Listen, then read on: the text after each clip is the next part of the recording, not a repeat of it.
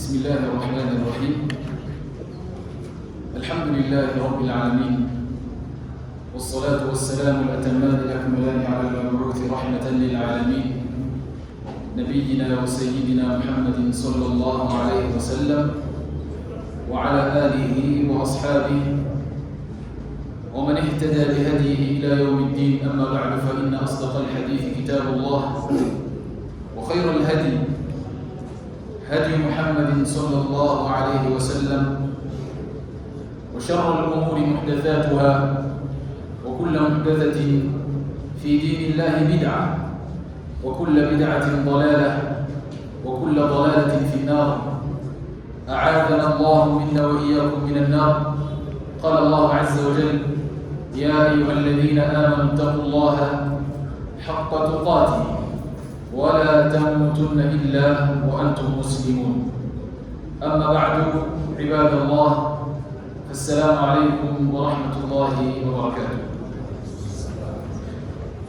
تنجلش إلى الله سبحانه وتعالى أما هو النبي شكيوزي كان يتوقعني بساكر كونهم محمد صلى الله عليه وسلم ونابي ونبساني لنجدوله n'abamukurikiye n'abazamukurikira mu nzira y'ukuri kugeza ku munsi w'imperuka, dusaba Allah subhanahu wa ta'ala yuko natwe yazabura kuba muri abo ngabo. Allahumma amin. Bavandimwe Islam, twongeye kugaruka muri darsa tumenyereye, dusaba Allah subhanahu wa ta'ala yuko ibyo turi bwumve muri darsa byatubera impamba nziza yo kurushaho gutinya Allah subhanahu wa ta'ala, byanatubera urwibutso rwiza rwo kurushaho kwigengesera ku mategeko y'Uwiteka Jalla wa Ala. Allahumma amin. Bavandimwe Islam, mu by'ukuri laqad jaa ash-shari'atu al-islam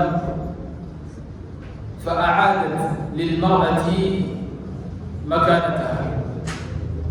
Ubuislamu bukimara kuza bwaje no mu byo bwaje buje gutunganya harimo no kugarura icyubahiro ndetse no kugarura umwanya umugore afite mu buzima bwacu, kubera yuko ugiye kureba amateka atugaragariza yuko umugore yari igicibwa mu bantu, ariko Ubuislamu buza buje kugarura agaciro ke, buza buje kugarura umwanya we mu bantu. Ngira ngo niyo ugiye kureba usanga mu myemerere yose iri ahantu kuri isi, imyemerere y'Ubuislamu ariyo ya mbere yagaragaje yuko umugore cyangwa se igitsina gore bakwiye kuzungura. Na wa awsat hifdha huquqiha wa i'la'i sha'niha. Ubuislamu bukaba bwaratanze impanuro yuko ukuri k'umugore kugomba kubahirizwa ndetse n'icyubahiro cye kikazamuka. Bal ja'alatha shaqiqata rijal. Tunibuka yuko Ubuislamu bwatugaragarije yuko burya nubwo abagore tubana nabo, ariko ku rundi ruhande Rasul yabise ko ari bashiki bacu nk'abo tuvukana mu nda imwe. Muri hadithi ya Muhammad sallallahu alaihi wasallam aratubwira ati: inna an-nisaa shaqa'iqur rijal. Mukuri abagore ubona ni nk'aho ari bashiki bacu kuvuka mu nda imwe. N'umugore wawe murabana cyangwa se mutikanya ku bana, ariko Rasul arakubwira ati: ku rundi ruhande ni nk'aho ari mushiki wawe kuvuka mu nda imwe. Utakubita, utakifuza kubona yiyandarika mu muhanda, utakifuza kubona abayeho mu buzima bubi. Twese, buri wese ahangaha afite ukuntu arwanira ishyaka bashiki be, buri wese ahangaha afite ukuntu arwanira ishyaka abo bavukana nabo mu gitsina gore, mu b'igitsina gore. Bityo rero abangaba uko nguko wumva wababanira, unatekereza yuko byaba byiza cyane unabibaniyeho umugore wawe. Nk'uko iyi hadithi tumaze kuyisoma yagaragaye mu gitabo cya Imam Ahmad rahmatullahi alayhi ndetse na At-Tirmidhi. Wa fawqa dhalika kullihi awsa an-nabiy sallallahu alayhi wa sallam wasiyatan khassatan biha. Na nyuma y'ibi ngibi tumaze kuvuga, intumwa Muhammad sallallahu alayhi wa sallam yatanze inama y'umwihariko kuri abagore, khasa abangaba tubana nabo twishakiye. Rasul sallallahu alayhi wa sallam yatanze inama y'umwihariko kuri abagabo. فعن أبي هريرة رضي الله عنه قال: حديث ترتب مصاب أبو هريرة رضي الله عنه أرتبت قال رسول الله صلى الله عليه وسلم إنه محمد صلى الله عليه وسلم ولحديث نجنا وتتكما تنيك ولمبتيش جويبا رسول يلفزتي استوصوا بالنساء خيرا ndabagirina abagabo mwe muhozeho kubanira neza abagore banyu. Hari n'abasobanuzi b'iyi hadithi bagaragaje yuko iyi hadithi itareba gusa umugore wawe, ahubwo ku rundi ruhande inareba abitwa igitsina gore bari mu nshingano zabo, abana bawe b'abakobwa, bashiki bawe, wenda igihe bo bose bari mu nshingano zabo. Rasul ati rero istawsu bin nisa'i khayra, muhozeho cyane kubanira neza aba bagore, muhozeho cyane kubanira neza. Fa inna al-mar'ata khuliqat min dhil'in, kubera yuko uyu mugore bari kugira ngo banire neza, Rasul aratubwira ati ngo Allah yamuremye mu gufa ry'urubavu, Allah yamuremye mu gufa ry'urubavu, mu mbavu Allah agiye akuramo igufa rimwe, ziriya mbavu tubwirwa ngo ziba zigize amagufa y'umuntu, burya muri zo harimo urubavu Allah yakuyemo, arangije uru rubavu aruremamo umuntu, yakhluqu ma yasha, Allah arema uko ashaka kandi akamerema ibiremwa bye uko ashaka. Bityo rero kuba Allah yarakuremye mu gitaka, aka kanya hakaba hari n'abandi Allah arema mu mazi, atubwira ati falyanzur al-insanu mimma khuliqa, ngaho umuntu narebe ibyo Allah yamuremyemo. Khuliqa min ma'in dafiq, Allah yamuremye uyu muntu mu mazi muhataruka, amazi aremwe cyangwa se agenda mu buryo bumeze nko gutaruka. Ibi byose Allah ashaka kukwereka yuko arema uko ashaka kandi agakoresha ibyo ashaka kugira ngo akore iki, areme. Ajya no kurema umugore, inkomoko ye yaje ituruka mu rubavu rumwe mu mbavu zigize umuntu. Buri wese aha ngaha arabizi neza yuko imbavu z'umuntu nta rumwe rurimo rugororotse, zose zirihese. Siko bimeze abari Islam, imbavu zawe zose nta muntu n'umwe utunze urubavu rugororotse, zose zirihese.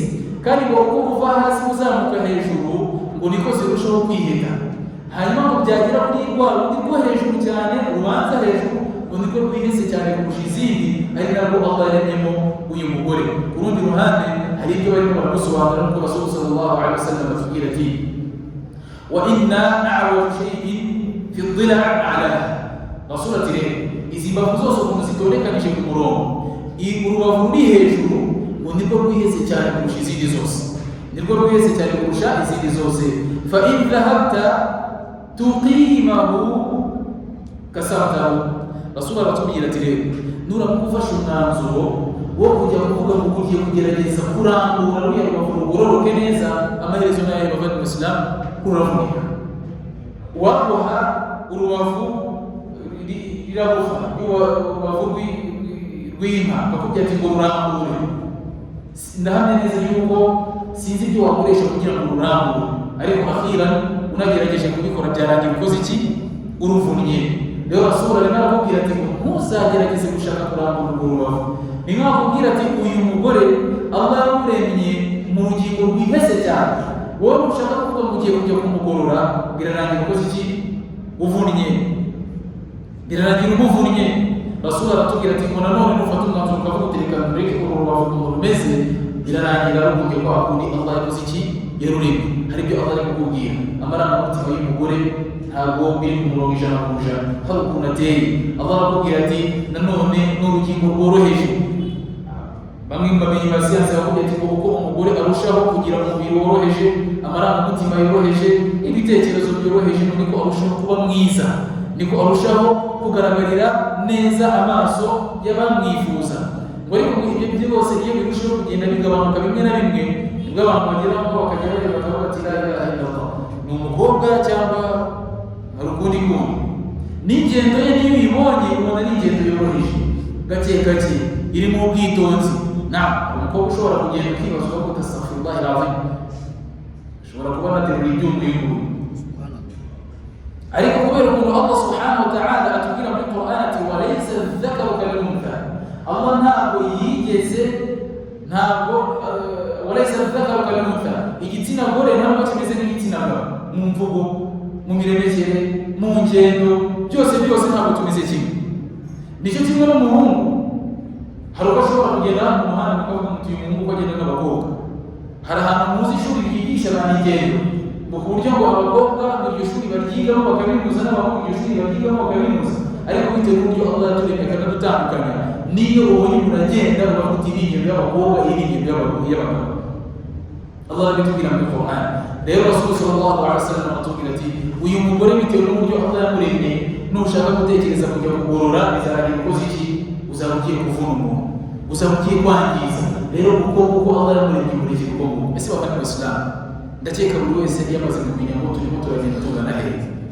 Ibi ndi kuvuga khasa ababireba n'abagabo twicaye ahangaha mu musigiti n'abandi batari ahangaha, kugira ngo dufate iya mbere mu gutunganya no kwikosora. Hari byinshi bibabwira tugomba kwirinda, hari byinshi bibabwira tugomba kwirinda, illa uretse umwe muri twebwe nimba ahita kwikomanga ku gatuza akavuga ati jyewe sijya nkosa, nta n'amakosa nyakora kuzageza mvuye. Uwo ngo niba yicaye muri aba ngaba ntabwo ari wowe wishyuye imvira muri dasi, ariko niba ubizi neza ko uri umuntu ushobora gukosa, ushobora kugomba gukosa ibyo ari byo byose, ba wicaye ahangaha gato tubanze tuganire. Rero bavandimwe Islam, uyu mugore twakomeje kuvuga ni hadithi Rasul sallallahu alaihi wasallam n'ubundi ayisoza avuga ati wastawsu bin nisa'i khayra, ndabagira inama aba bagore mubabanire neza, aba bagore mubidode. Allah muri Quran aratubwira ati wa'ashiruhunna bil ma'ruf, muzababanire neza, muzababanire neza. Allah muri Quran aratubwira ati fa in karihtumuhunna fa'asa an takrahu shay'an wa yaj'al Allah fihi khayran kathira. Nimuramuka mufashe n'umwanzuro kuri umugore ukavuga uti umugore ndabona ibyo byanze, ukumva uramurambiwe, ukumva uramwanze, Allah arakubwira ati itonde. Uwo nguwo uri kuvuga gutyo, uwo uri kumva urambiwe, wumva wanze urukundo rwagushizemo, Allah arakubwira ati ahubwo ushobora kwanga ikintu Allah akagishyiramo imigisha myinshi. Uyu mugore uri kwanga gutya yamara gusohoka mu nzu iwawe ukumva hariya hanze mashallah nta wundi mugore wigeze ubaho mwiza kurusha uyu nguyu. Rero bikaba bigusaba ngo mwihangane umunsi umwe ibiri, mugenzi gake ashobora kukubera umugore mwiza cyane ku buryo wowe utarakekaga.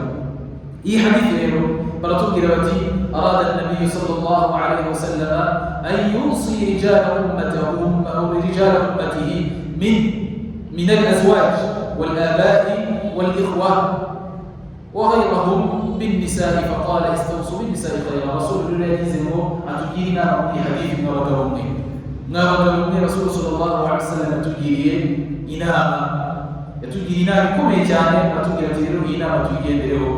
قال الإمام النووي رحمة الله عليه، إمام النووي في حديث المؤرى سورة تجرتي فيه الحث على الرفق بالنساء والإحسان إليهن والصبر على عوج أخلاقهن. الإمام النووي تجرتي في حديث هلمه gukomeza gushimangira ko abagore tugomba kuborohera wal ihsan ilayhinna, tukanabagirira neza tukabafasha. Wowe wa mugabo we jya wibuka yuko Allah subhanahu wa ta'ala yagushyize kuri iyi si ku rundi ruhande kugira ngo ufashe uyu mugore. Ese uramufasha ko cyangwa ahubwo n'ibindi turi kuvuga ahangaha bimwe na bimwe turi buzifuza no kumirwa? Tayib, Imam Nawawi arakomeza atubwira ati nanone na bwa bwihete batubwiye muri hadithi tubanire neza. Mureba hano umushinya w'umugore gushira, umushinya iyo wazamutse birangira rizi, umujinya wawe uzamutse utangira kukubwira ngo ikiganza ukubite, utangira kubwira ati reba nshobora nk'ikintu kimujombe. Umujinya w'umugabo aho ngaho usanga ari kugenda uzamuka, mu gihe umugore we natangira kugira umujinya ukazamuka ukagera aho umurenga birarangira koze iki arize aho arimo arakwereka. Ntabwo ari umuntu wo gushaka kwikomeza imbere ye, rimwe na rimwe uruha imbere ye kubwira amagambo yoroheje, imbere yo kwitondera. Ibi ngibi by'intumwa Muhammad sallallahu alaihi wasallam arimo aratubwira birimo kubandira neza umugore. Kubandira neza umugore uburyo bwose ntabwo ari ukwirinda kumukubita, ntabwo ari ukwirinda kumutuka. Ku rundi ruhande afite n'amarangamutima menshi atandukanye n'ayawe, uzayabandire neza, uzabigende neza, ubyitondere, kubera ko arimo aragusobanurira uyu nguyu yakuremeye iwawe n'uburyo Allah yamukuremeyemo. Rero ibyo byose utabisobanukiwe byarangira uyu muntu uri kumubanira nabi. واحتمال ضعف عقولهن، nanone muri hadithi harimo ikintu cyitwa yuko birashoboka ko no mu mitekerereze yabo haba harimo akantu katari keza cyane kurusha ibyawe, hahandi wakumva igitekerezo aguhaye ugacupa gukora igitekerezo ariko gikeneye umugororangingo ku rundi ruhande, atari ukumva igitekerezo cyo guhita umubwira nabi, yakubwira ikintu ngo ubundi mwe barabavuze ubwenge bwanyu ko bufite ikibazo. Ntabwo ari uko bimeze. Ashobora kukubwira ikintu ukavuga uti nta iki kintu uvuze nibyo, ariko se twongeye n'ibi ngibi cyangwa se ibi tukabihindura gutya bitwaye iki? Aha ngaha murimo kurunganirana nk'abantu bagomba kuganira. Rero aha ngaha Imam Nawawi aratubwira ati ngo biranashoboka yuko yakenera ubwunganizi mu bitekerezo byawe bitewe n'ibintu umaze kumva muri hadithi ya Muhammad sallallahu alayhi wa sallam.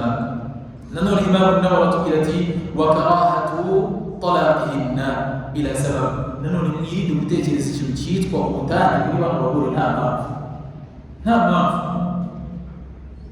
Amakuru atugeraho hanze hari abagore n'abagabo babo batinya Imana subhanahu wa ta'ala. Umugore kuwa mbere ahabwa idaraka, kuwa kabiri agahabwa idaraka, kuwa gatatu agahabwa idaraka, kuwa kane agahabwa idaraka. Ibi byose ukibaza rimwe na rimwe n'igihe bikorwa n'abantu banasobanukiwe aya mategeko. Rero nta mpamvu, impamvu aha ngaha iba ari impamvu iturutse ahantu kure cyane. Twe kuzigo tujya tureba akantu kose kabaye kuko batatekereza tonaka. Hari n'abagore babayeho babacyurira abagabo babo, ibintu bigira njyewe nzagusubiza iwanyu. Umugore atambuka gutya gato ariko njyewe mbona ntazi ibyari ibi birimo bigira nzagusubiza iwanyu. Aho ngaho n'umugore yicara wumva n'umutima utarahamwe, n'ibyo akoze rimwe na rimwe bikora yikandagira, n'ubundi ni umugabo udashima, n'ubundi ni umugabo simbizi. Rero bafata Isilamu twitonde, tugende gake kugira ngo Isilamu kazi nk'uko Rasulullah sallallahu alaihi wasallam abitubwira. Imam Nawawi aratubwira ati wa innahu la matma' fi istiqamatihinna, wallahi babujuriko kuri isi ya Allah subhanahu wa ta'ala. Twebwe nk'abagabo nuko twiyumva ko turabagabo ariko natwe ntabwo dutunganye. Rero uzamenye yuko nabo nk'uko nawe uzi kudatunganye nawe ntabwo bizigera bikunda yuko buri iki atunganye. Ushaka ko atunganye n'uwo hanga muri isi ntabwo ari uwo kuri isi ntabwo ari.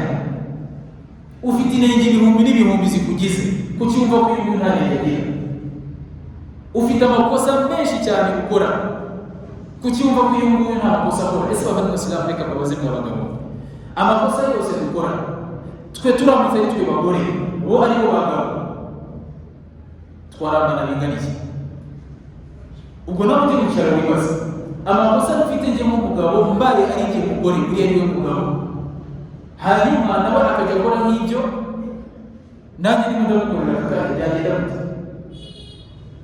hanyuma qala al-Qastalani rahmatullahi alayhi, uyu mumenyi yitwa al-Qastalani atubwira ati wa fihi siyasatu an-nisa بأخذ العفو عنهن والصبر على عوجهن. ويقول تقول muri hadithi harimo politike ikomeye cyane n'inama zikomeye cyane ku mugabo kugira ngo bakubwire ngo jya uhora umugirira impuhwe, jya uhora umwitondera, nanone ujya uhora unamwihanganira. Kandi ukwihangana kwa Isilamu kutagira umupaka. Iyo ushyize umupaka wo kwihangana kwawe birangira ukoze ibidakorwa. Rero Abisilamu bazitubanire neza. Turebe izindi hadithi z'Imam Muhammad sallallahu alaihi wasallam. Umwe mu basahaba b'Imam Muhammad alayhi salatu wassalam yaraje abaza Rasul, rimwe na rimwe tujye no kubaza ibibazo, twe kujya tubaza ibibazo kugira ngo dusobanukirwe gusa ibi bintu ndabizi, ahubwo tujye tunabaza kugira ngo niba dusobanure dushyire mu bikorwa. Uko niko basahaba b'Imam Muhammad sallallahu alaihi wasallam bari babayeho mu buhe buryo? Baricaraga icyo babajije Rasul atari kugira ngo bakimenye bagende gutya, ahubwo ni kugira ngo bakimenye banagishyire mu bikorwa. Rero nawe ahantu hose ushobora kubona amahirwe kugira ngo ubaze kimwe mu bintu by'idini yawe, ntuzabaze kugira ngo gusa ubimenye, ahubwo uzanabaze kugira ngo unabishyire mu bikorwa. Uyu muswahaba arabaza ati ya Rasulullah, ma haqqu zawja ahadina alayhi, umwe muri twebwe ni ukuhe kuri afite k'umugore we? Ni ukuhe kuri k'umugabo agomba kuba umugore we? Aha ngaha ntabwo yabibajije kugira ngo bimenye gusa, ahubwo yagira ngo niba hari n'abandi basaba hafi bahari banabyumve babigendereho, nawe yihereye uyu nguyu iri kubaza. Rasul aramubwira ati an tut'imaha idha ta'imta, uko utekereje ko ugomba kurya jya utekereza ko nawe ugomba kurya. Ikindi cya mbere uko utekereje ko ugomba kurya utekereza ko nawe ugomba gukora iki? Kurya. Hari abadutanze mu iterambere ry'ibi ngibi babimenye kera. Umugabo mbere yo kugira icyo ashyira mu kanwa aho aherereye hose akabanza guhamagara umugore mwiza wariye. Umugore akambwira ati sindarya, akambwira ati none aho ngiye ngiye kurya agacapati. Ubwo rero nawe uhita umenya icyo ugiye gukora muri uwo mwanya. Niba iyo capati ibice bibiri umugenere, cyangwa se hari ukuyitwara, cyangwa se wenda nawe utuhereza umumotari amubwira uti njyanira mu rugo iki gice cya capati. Uko utekereje ko ugomba kurya nawe agomba gukora iki? Kurya. Hamwe n'uko wenda wowe wafunze we ntiyafunze ariko agomba gukora iki? Kurya. Kandi nyuma y'ibyo ukanamenya yuko biri mu nshingano zawe wa mugabo yuko agomba kurya. Bangahe mu bagabo bicaye aha ngaha cyangwa se bari hanze y'aha ngaha bashobora kumara iminsi 3, 4, 5 batazi neza yuko abagore babo bariye. Rimwe na rimwe ukanasanga iba ari hali iremereye cyane ku mugore. Afite abana, afite ibyo agomba gutunganya, ariko wa mugabo we urimenya gusa. Wagiye mu kazi, wagize amahirwe, ujya muri resitora urarya, urahaze, umeze neza, hanyuma ubwo ugahita uterera inyuma. Ari mu rugo, niba yariye, niba atariye, khalas bikarangirira iyo ngiyo. Uko utekereje ko ugomba kurya, nawe agomba gukora iki? Agomba kurya. Kandi ugahakikisha yuko yariye kuko ni inshingano zawe. Bya bindi bigera saa 6 ukagenda ukimenya ukarya, hanyuma we ntumenye ngo yariye ntiyariye, ngo ni inshingano zawe uri kwica uzangiza. Rasul sallallahu alaihi wasallam akomeza abwira umusore arambwira ati wataksuha idha iktasaita. Igihe utekereje ko ugomba kwambara nawe agomba gukora iki? Kwambara. Kandi nabwo nyuma ya ni inshingano zawe. Ugasanga umugabo niwe wenyine wimenya ku myenda, aragura ariko umugore yicaye aho ngaho, jilbabe ikanzu yaguze umwaka ugitangira, wenda umugore wayiguriye ku giti cye, ibyo ngibyo nibyo atunze, biracika, akadodesha, bikangura, akamesa, no gusohoka hanze wenda binamutera isoni. Kandi wowe wa mugabo ufite amakanzu, ufite imyambaro imeze neza. Rero uko utekereje ko ugomba kwambara nawe agomba kwambara. Niba utari bunagure menye yuko nawe ugomba kumugurira. Bamwe na bamwe bakatwereka imiterere yabo. Rimwe na rimwe uzabareba akanya keza ko gusohoka, mwatumiwe, hari ahantu ugiye kujya kubwira uti mbara tugenda, akakubwira ati nta mwenda afite. Nta mwenda ufite. Ugafungura garderobe ipanzemo kuva hano kugera muri metero 6, hapanzemo amakanzu, amajipo, amajilbabe, ibi ni ibiki batari imyenda. Ubwo se mbisubiremo n'abari barakwereka uwayo akenera kwambara, none sasa ukanakenera kwambara kurushaho. Hano ushobora gusanga harimo umugabo ufite ikanzu amaze kwambara mu malayi y'inkani. Hano ushobora gusanga barimo ibyo bintu wabwira umugore. Ikanzu wambaye buredi iyo ushize buriya ntiwayambara, avuga ati reka tujya gusara wenyine niba ari uko bimeze. Rero igihe utekereza yuko ugomba kwambara n'umugore wawe agomba gukora iki?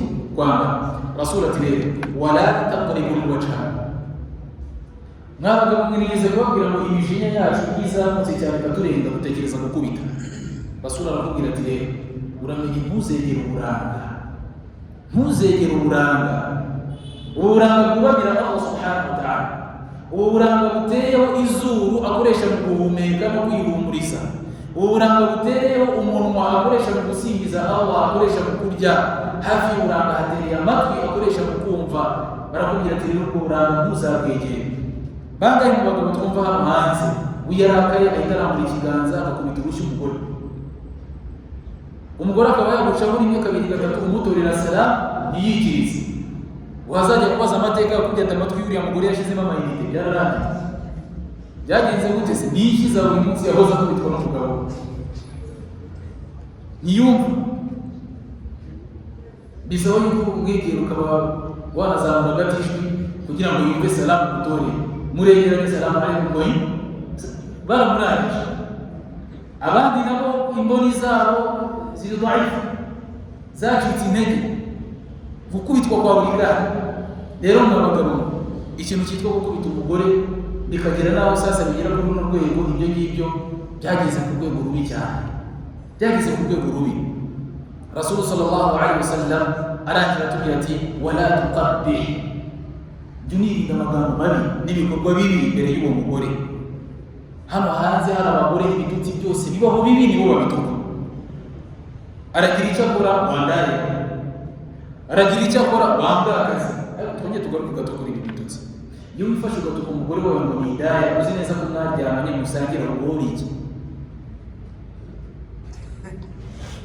ubizi neza uyibwiye ngo ni indaya, tujya turyamana tujya dusangira, ubwo wowe uri iki?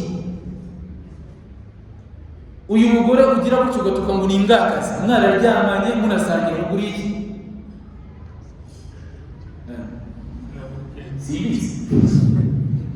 Simbizi byuri ni muri hene ni muri intama wabazi. Ariko tangira narebe bino bitutu gutuka umugore wawe byari. Rasul rero akubwiye ati wala tuqabbih, ibyo bintu byo gutuka umugore. Rasul ati hoya mubwire neza mu magambo yoroheje. Uyu munsi umunyu wari mwinshi, basi gerageza.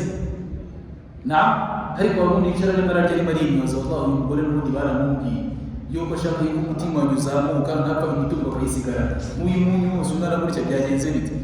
Yatambuka barakumbwiye wowe washyano. Uyu mugore azize iki? Nuri kwiga gutukana ugasanga arabyigira ku mugore. Reka mbabwire ikintu kimwe avana mu Islam. Rasul sallallahu alaihi wasallam yatugaragarije yuko ituro ryiza umuyisilamu azatanga n'ibyo azaha n'umugore we. Kandi muri hadithi Rasul aratubwira ati wa kalimatun tayyibatun sadaqa, n'ijambo ryiza uzavuga ni ituro imbere ya Allah subhanahu wa ta'ala. Fata izi hadithi ebyiri uzihuze, urasanga mu bantu ba mbere ugomba kubwira neza harimo n'umugore wawe. Mu bantu ba mbere ugomba kubwira neza harimo n'umugore wawe. Wirinde ijambo iryo ari ryose ryaba ribi ryaturuka mu kanwa kawe kubera ikosa kose. Genda mu rukundo rwaramaze kunshiramo, sinzi naho nguru mfite ndimo ndihana. Uyu mugabo kweli ibi bintu arimo arabwira umugore we, arimo arabisobanuye hazibyari. Hari hadithi imwe Muhammad sallallahu alaihi wasallam ndibuze kuza kwisoma ku kanya, ariko reka tubaze turangize iyi.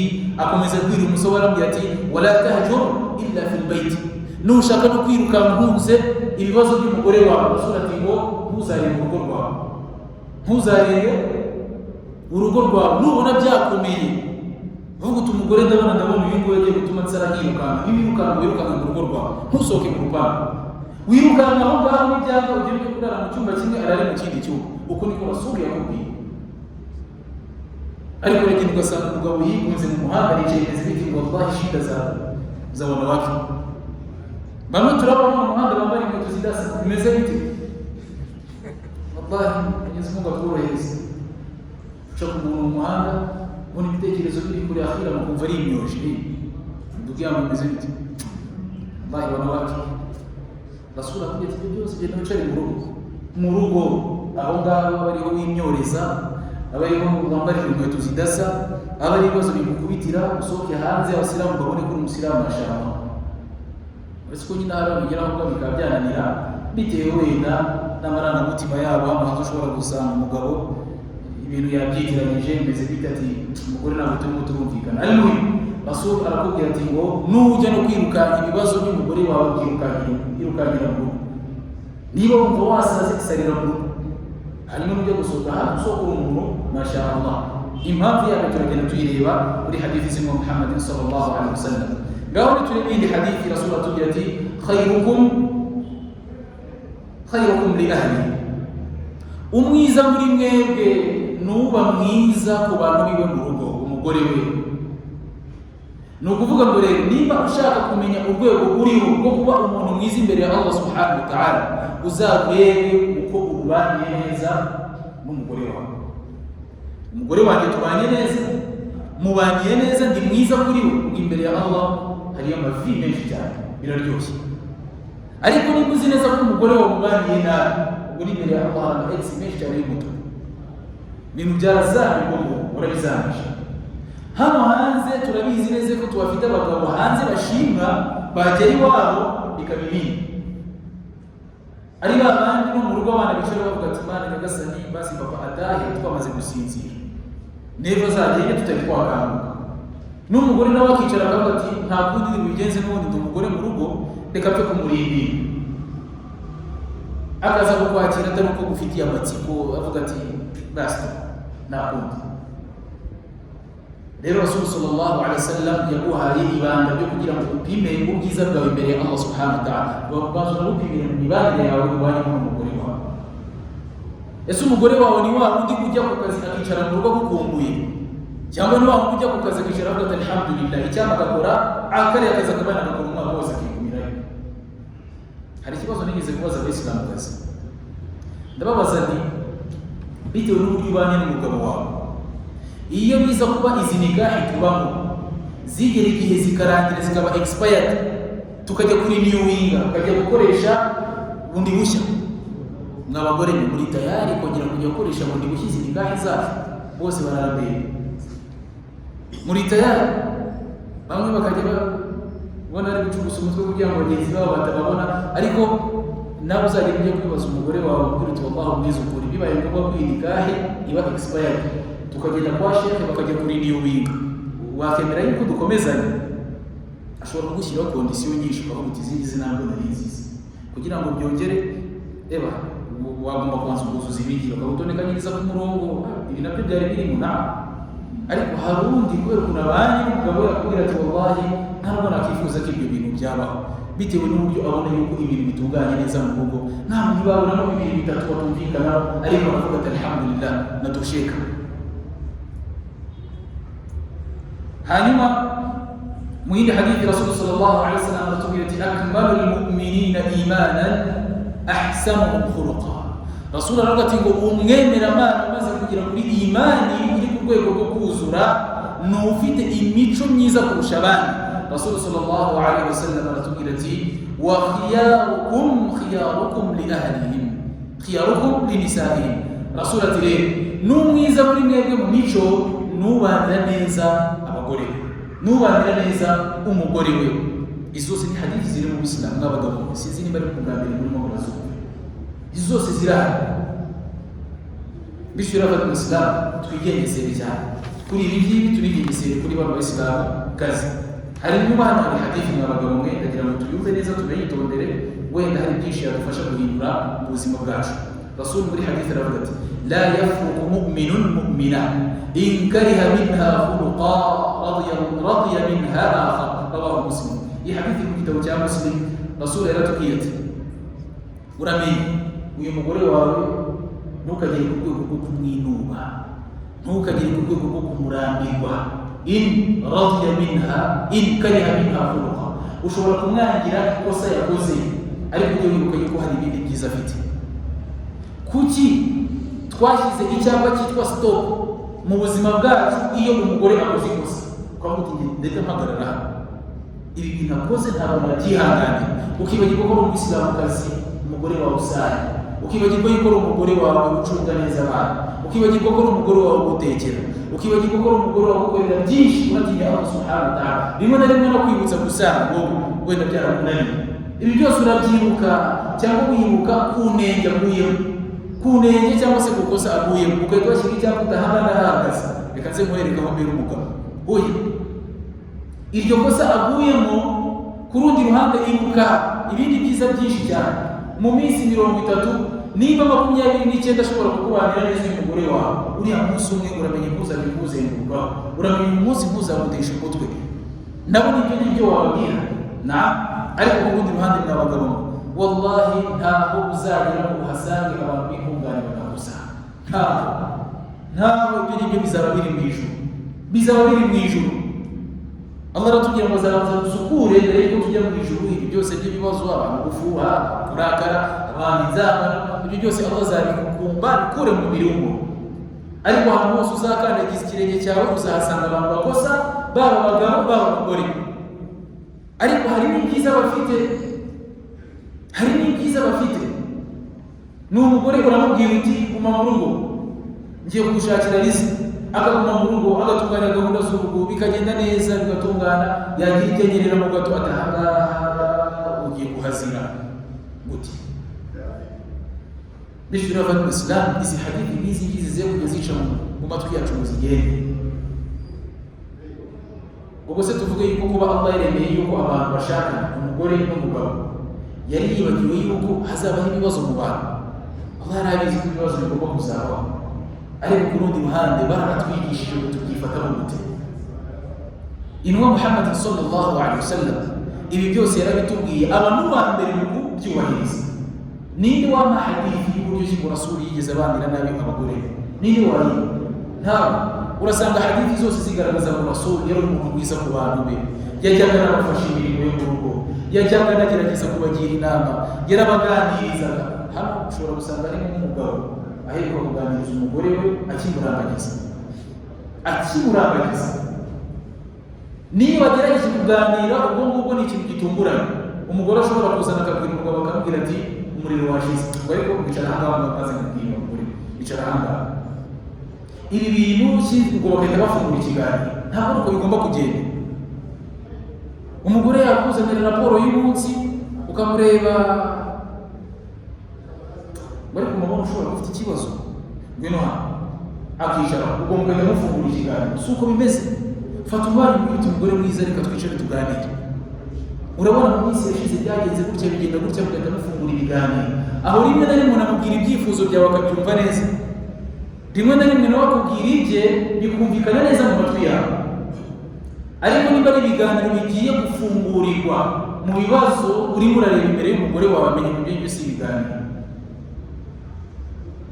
Bamwe mu bamenyi bakanatubwira ati ngo gake cyane gashoboka ku munsi umugore n'umugabo bagomba kuganira, gake cyane gashoboka, nibura kabiri mbere y'uko mushyira imisaya yanyu ku musego, mubanze mufata akanya nibwo kaba ari umunota umwe muganira. Umugore mwiza byagenze gute uyu munsi? Abana byari sawa mu rugo? Alhamdulillah, nta mujura, nta bwoba wagize, ntaki, kuko niko Imana yabaremye. Rimwe na rimwe barakwereka yuko uri umuntu ugomba kumuba hafi. Arabona ikinyenzi gitambutse mu rugo akaguhamagara kuri telefone, akibona muza akabona n'ingona tamama, none sasa cyaba kiguruka ni binezo. Uyu nguyu barimo barakwereka imiterere. Mu gihe wowe n'ikinyenzi ukumva wabona gifata ukagipfumba tugashyira mu mufuka ukigenda, ubona ko nicyo kigutwara. Uyu nguyu niwe urashaka kuzanaho ibyo bintu by'imbaraga zawe z'ibitekerezo, imbaraga zawe z'amagambo mabi, imbaraga zawe z'amagambo adafututse, gake gake, kidogo kidogo. Rimwe na rimwe bakanatubwira ngo n'abantu ni ibiremwa Allah subhanahu wa ta'ala yaremye byinshi n'utuntu duto duto. Uratashye mu rugo kuri botike wahaciye, uguza akabombo urakamuhaye, wallahi arishimye. Rasul sallallahu alaihi wasallam muri hadithi yaravuze ati ngo ndetse n'itonyi uzatamika umugore wawe ngo ni sadaka imbere ya Allah subhanahu wa ta'ala.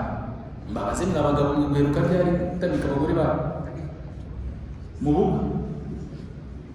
Fatikanya ukayijomba muri gato umuhereza, nawe akagira gutya khalas ila yawm al-qiyamah.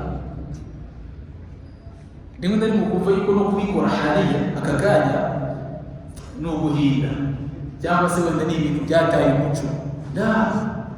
Rasuli yajyaga anyuzamo ibintu nk'ibi akabikora hamwe n'abagore, hamwe nuko azi neza yuko turebe Aisha radhiyallahu anha igihe kimwe yigeze kugaragaza yuko afushye imbere ya Muhammad sallallahu alaihi wasallam. Bigenze bite? Rasul bazanye ibiryo baraza barabizana, uwabizanye arazabwira Rasul ati ngo ibi bivuye ku mudamu wawe runaka. Aisha afata ya sahani arayikubita hasi irameneka. Rasul murebe uburyo cyese abyifatamo. Tekereza yuko bibayeho bakakuzanira impano nk'iyo ngiyo, umugore wawe wenda kubera gufuha cyangwa se ntabwo barafuha, barafuha, akabafata impano akayikubita hasi akayemera. La ilaha illa Allah.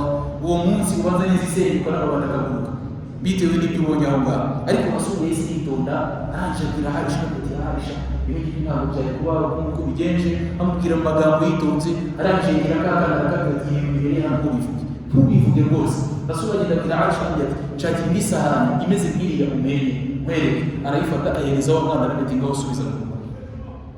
Tekereza ariho bibayeho muri ubwo buryo. Uretse n'imigeri, uyu mwana aramutse ugende kubimubwira ibintu bibaye hano, uyu mugore njye sinzi wallahi ntatekereza a'udhu billahi ukamulaani ukagira ngo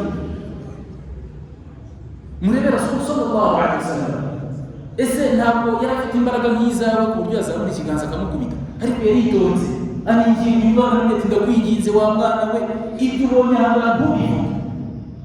Ahita ashaka indi sahani isa nk'iriya arayipereza arayitwara.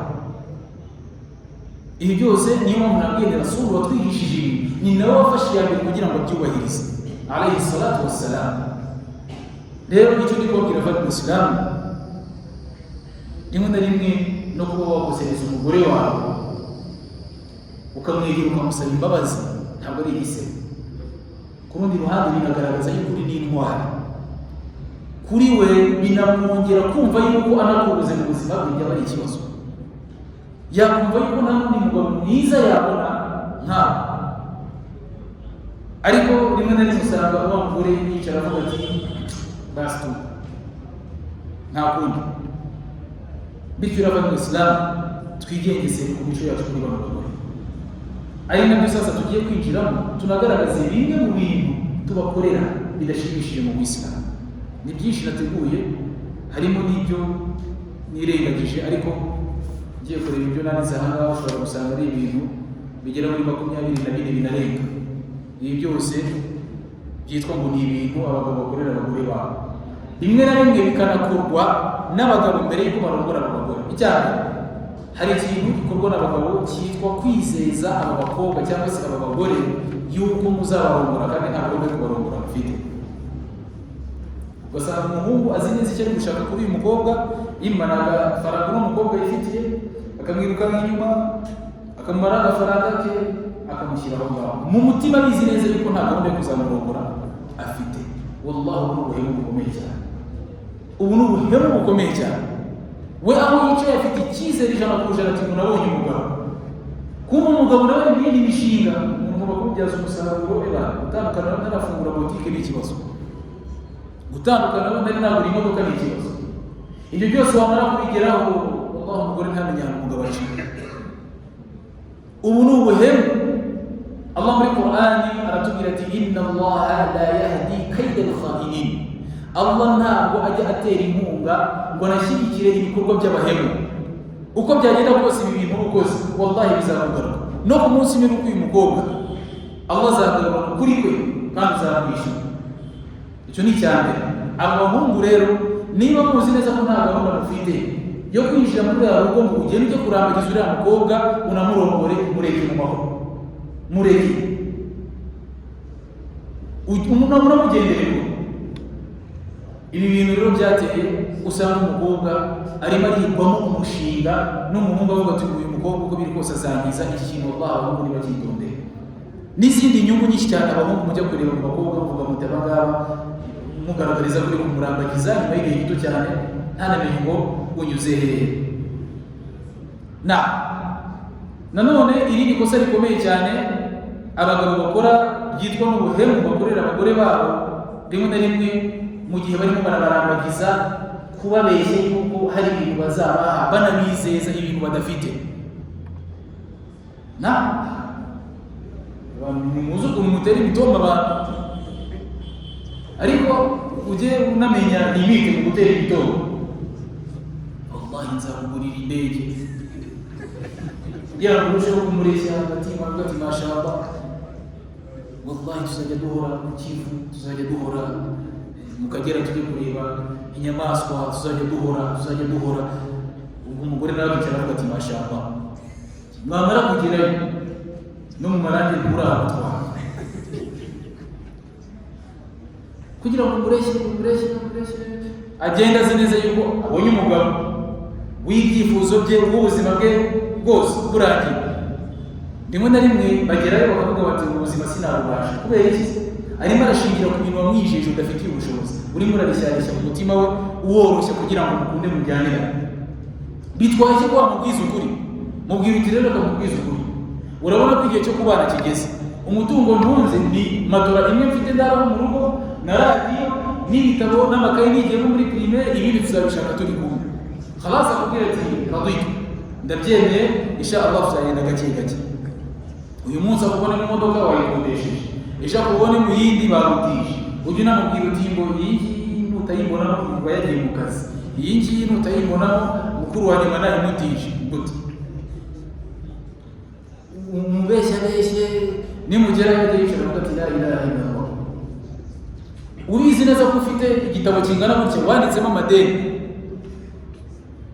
ibi byose akaba atabizi, akajya abona hari ibintu birimo biragenda biva mu nzu, intebe ziragiye, mugabo mwizi intebe zigiye bagiye kuzisana zizagaruka, agategereza kumbi izo ngizo zagurishijwe kugira ngo wishyure ufite imyenda ingana kuko ngo ariko ukamwizeza yuko ibintu bimashaka n'ubuzima buzaba bwiza. Iri rero ni ikosa rikomeye, ni n'ubuhemu turimo turakorera aba bagore. Nanone ikindi cyitwa ubuhemu dukorera aba bagore harimo kubarongora nta bushobozi dufite. Ubushobozi Rasul sallallahu alaihi wasallam uko nabibabwiye yabubariye mu bintu bitatu: kugaburira umugore, kwambika umugore no gutuza umugore.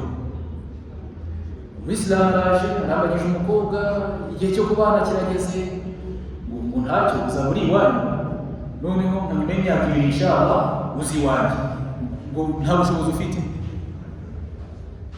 Aguma iwabo abari bazajya bamwambika, aguma iwabo abari bazajya bamugaburira, aguma iwabo aho agiye gukomeza gutura. Bya bindi Rasul yatubwiye ngo nuba ubifite uzarongore, ntabwo ufite ugutegereza nk'uko Allah bitubwira muri Qur'an, waliyasta'fifu alladhina la yajiduna nikaha hatta yughniyahum Allahu min fadlihi. Mwebwe mutari mwabona ubushobozi bwo kurongora, mukomeze mwifate, mukomeze mwicunge neza kugeza ubwo Allah azabaha ubushobozi. Kandi Allah subhanahu wa ta'ala ntabwo asaba ibintu byinshi cyane mu byitwa ubushobozi, ni ibintu bike cyane, wenda tuzabisobanura mu masomo y'ubutaha, ariko Allah yamaze kwizeza inkunga uwo ari we wese uzagira ubushobozi hanyuma akabushingiraho kujya kurongora, ngo Allah yamaze kumwizeza inkunga. Ariko rimwe na rimwe hari igihe ibibazo uti buno bushobozi abasore bafite kino gihe bazakuraho abakobwa babwemera. Ufite ubushobozi bwawe, moto yinjiza yawe ku munsi, cyangwa se n'akantu gato k'agashinga wakoze, wakegera umukobwa yareba ati ni motari abaganda akora he, afite iduka ry'imyenda, akora ariko sirye, ni umuntu wamujyate oya. Ubwo rero ikintu tugomba kwitaho harimo n'ubushobozi mbere y'uko turongora aba bakobwa. Nanone ubundi buhemu bukorerwa abayisilamukazi harimo kutababwiza ukuri igihe cyo kurambagiza. Werure umwereka ukuri aho guherereye. Urimo urashaka kwigira ihene kandi muri wowe utari ihene, uri impyisi. Hoya, si uko bigomba kugenda. Ugomba kumwereka ukuri, ugomba kumwereka ukuri nk'uko nabibabwiye. Bitangiramo n'urugero. Urabizi neza ko ntacyo utunze uretse imyenda 3 uhinduranya buri munsi, n'amakayi yawe wiga muri primaire na biregeza, ndetse wenda haravuga bafite n'abakire batunze na katomeze hamwe n'irani, aho ngabo barageze no kuterambere. Ubimubwira uti ibyo ni byo ntunze khalas, ariko mashallah make ninjiza ashobora kudutunga, wenda tugenda tuzamuka tukagura akaba akubwira ati nta kibazo, reka tubyinjiranemo tuzafatanya ibintu bibe byiza. Hari ababyeyi bacu babaye muri iyo hali, bagatangira rwose bari hasi, ariko kano kanya bamwe na bamwe bitaba Imana bakadusigira amazu, bitaba Imana bakadusigira amafaranga.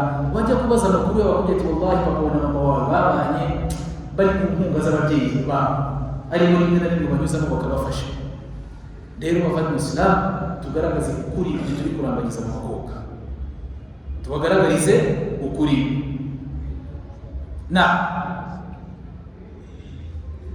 Hanyuma ahangaha twinjire gato muri bya bihe by'uko tuba twaramaze kubarongora, baramaze kugera mu ngo zacu. Hari hadithi imwe Muhammad sallallahu alaihi wasallam yavuze ati wala tuqabbih, ntuzamubwira amagambo mabi. Burya hari ijambo rishobora kuba ryakitwa ryiza kuri wowe, ariko ku mugore ni irihe? Harimo no guhora umubwira uti nyamara ibi bintu ukora nzashaka uwa kabiri, ndashaka umugore wa kabiri. Hashira umwanya yagira ibindi akora, ngo noneho nawe uzashaka umwe gusa, icyo gihe nzahita mbashaka ari babiri cyane. Guhora umubwira ko uzamushaka ubundi mugore, uhora ubimubwira buri munsi, icyo rero tukitondere. Nanone habaho ikintu gikomeye cyane mu bagabo cyo gusuzugura ibitekerezo by'abagore, tukumva yuko nta bitekerezo bagira. Ni no kubwiye gutyo. Tujya dutanga ingero nyinshi z'abagore b'Intumwa Muhammad sallallahu alaihi wasallam bajyaga bamuha ibitekerezo, nk'uko byagaragaye muri Sulhul Hudaybiyah. Umugore w'Intumwa Muhammad sallallahu alaihi wasallam witwa Salama yabwiye Rasulullah, aramubwira ati abaswahaba bawe bagiye kogosha, bakaba batari bogosha ngo babyumve. Ya Rasulullah, banza wiyogoshe. Rasulullah arabanza yiyogosha, agisohoka hanze abasilamu bose bahita biyogosha, ariko si igitekerezo cyo kugira ngo abaswahaba bose biyogoshe yari akivanye Rwanda ku mugore we Salama. Bagira ibitekerezo byiza byubaka. Urugero nkunze kurutanga, nturagera igihe cyo kwimuka hanyuma mwembi wowe n'umugore wawe muhaguruke mugiye gushaka inzu, nuyibona umugore aza yanga. Ntibiraba. Wowe wagiye wirebera inzu ifite igipariki kinini, ureba inzu ifite urupangu ruriho senyenge, ifite urupangu, ukareba ibintu biri aho hanze, we yabonye ibintu byinshi utari murareba. Sasa se iyi nzu nawe mesikariye umwana hamusa ahangaha byagenda gute? Ni ibintu wowe utanatekereza, wowe witekereza gusa parikingi. Akubwira ati none se kwanza ikindi, abashyitsi tuzajya tubakira tubicaza hano hafi y'iki gikoni, ntabona ko iyi nzu uburyo yubatsemo ni uburyo ibintu wowe utatekerezaga. Bagira ibitekerezo byiza kandi byubaka. Rero kwicara kumva yuko kuba utunze umugore mu nzu, utunze umuntu, mbese utunze inyamaswa, ugomba kuruza umugozi icaraho ntuva aho ngaho, yajya no guhaguruka ukayisubiza hasi. Ntabwo ari uko bimeze, ntabwo ari uko bimeze. Kugira ngo unamenye ibitekerezo byabo, kumenya ibitekerezo byiza binaryoshye, ni ba bandi bicara banatekereza impinduka kenshi mu rugo. Urasanga ari kukubwira ati ngo ebana iki gitanda kisaziye hano duhindure gutya, mugahita muhindura kuko ukabona ibintu bisa neza. Ugasanga n'indabyo mu rugo zahindutse, ugasanga imitako mu rugo mashallah ibintu birasa neza, intebe bashyizeho utuntu tw'udutambaro dushyashya. Ibyo ntubitekereze. Bamwe muri bo nibo babagurira no gusa nk'aba. We gusa akayireba ukuntu imeze iteye nka senyenge yarapfumaguritse, akakugurira iyo uzajya wambara. Hano hari abagabo dushobora kuba twakuramo amashati bambaye imikumi ufite amasenyenge astaghfirullah ilahi. Umuntu w'umugabo kuva ku tariki ya mbere kugeza ku tariki yambaye isengeri ifite ipasuka, hano kumva nta n'icyo bimutwara. Banayikora bati isengeri yanjye wallahi ndayikunda cyane, ariko ni wa wundi urimo urabona abona ibintu ko bigomba kugira impinduka, bigomba gusa neza, bigomba kugaragara neza. Njyewe nk'umugabo ndi bunywa amazi, iki gikombe giterekano nigendere kandi mbone ko hari ukiri ntacyo bitwaye. Mu gihe barimo arabona ko biteye ikibazo akaba yanakihavana, na mbere y'uko gitereka hano akabanza akacyoza akagishyira mu kabati cyogeje. Mu gihe wumva yuko ni ukunywa nkatereka aho ngaho mwigendere, kandi ukonongera ugaruke ku kinywere. Rero mujye mumenye yuko bagira ibitekerezo byiza kandi byubaka.